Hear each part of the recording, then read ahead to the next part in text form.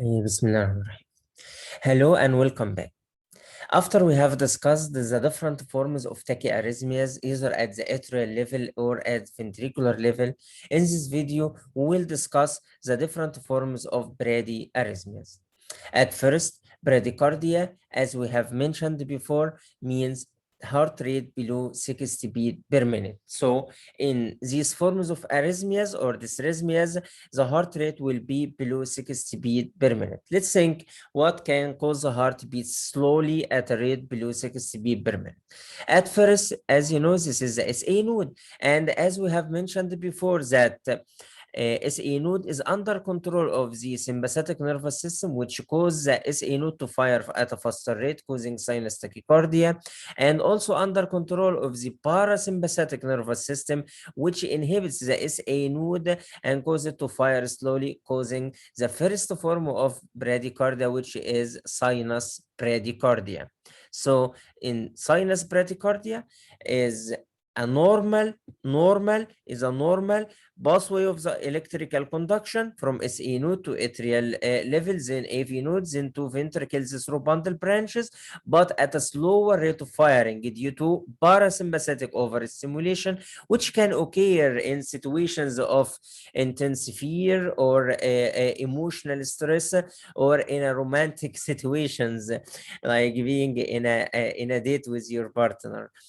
So this activates the parasympathetic nervous system, which in its role inhibit SA node and cause it to fire slowly. So in sinus bradycardia, you will find a P wave followed by a QRS complex, then another P wave, but slowly at a rate below 60 beats per minute, followed by QRS complex, etc. And here the heart rate is below 60 beats per minute. This is the first form of bradycardia, which is sinus bradycardia.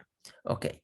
The second possibility of bradycardia is that SA node, due to various variety of pathologies like extensive fibrosis or calcification or degeneration in old age, it becomes sick and it fires sometimes regularly and then get fatigued and stop firing, so causes sinus booze, then regain its function and fire again. So it will be firing normally, then fire normally, then feel sick, So this is a normal fire, feel sick, so it not fires. So the heart goes baseline is systole, then it fires, so goes and is a B wave, then QRS complex. This part of asystole is called sinus booze. In which there is no B wave SA nodal activity, so there is no B wave for a while. This is a sinus booze, and sinus booze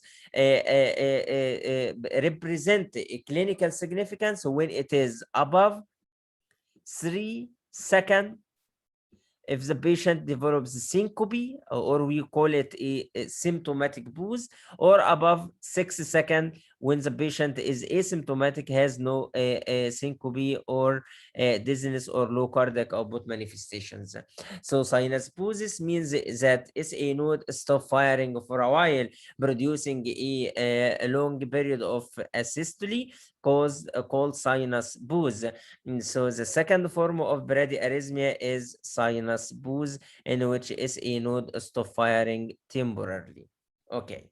And the third possibility is that SA node stop working at all, lose its function, and AV node takes the upper hand and AV node becomes a primary pacemaker, of the heart. So it is responsible for initiating the electricity.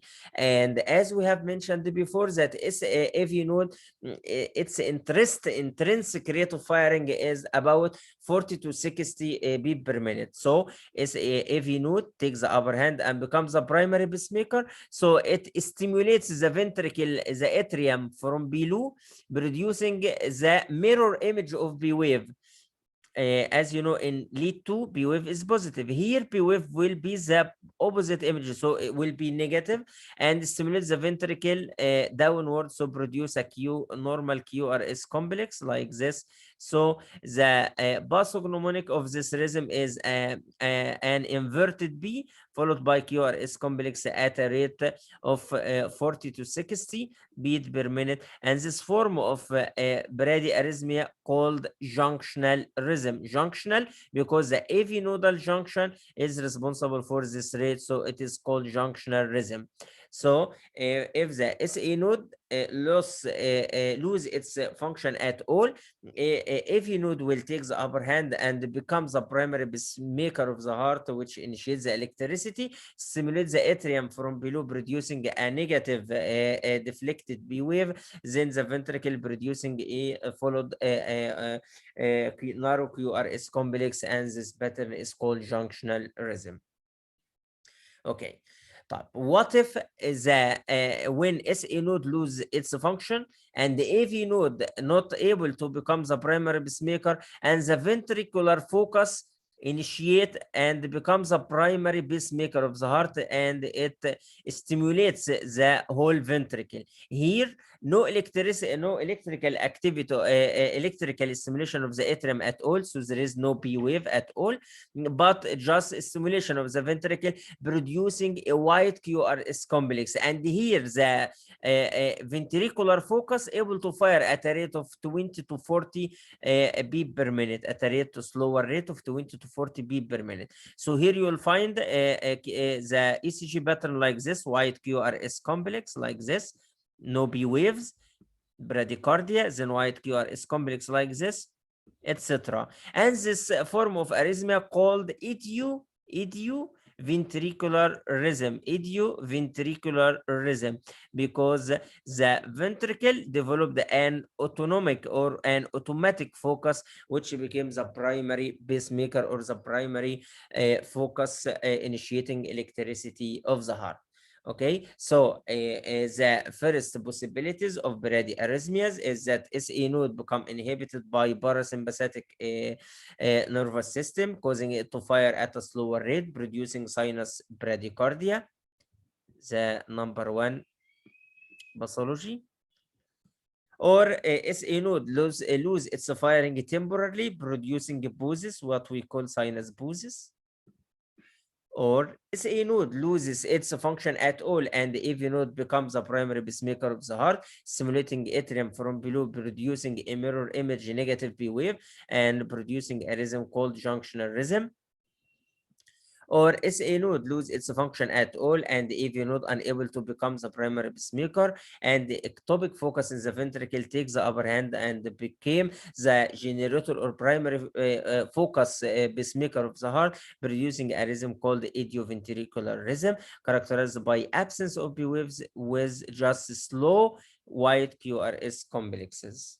Okay, this is the first part of bradyarrhythmias that can occur. This is what we call a defect in impulse generation. This is the problem in impulse generation, in the generator of the impulse, either problem in the SA node or taking upper hand of other nodal systems.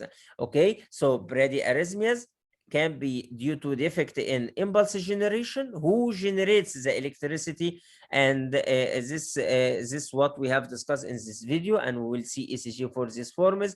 And in the next video we will discuss bradyarrhythmias due to defect in impulse conduction, in which impulse is generated normally but the conduction is abnormal, and this will be discussed in the next video. So now let's go to the presentation and see the different ECG pattern for these four arrhythmias.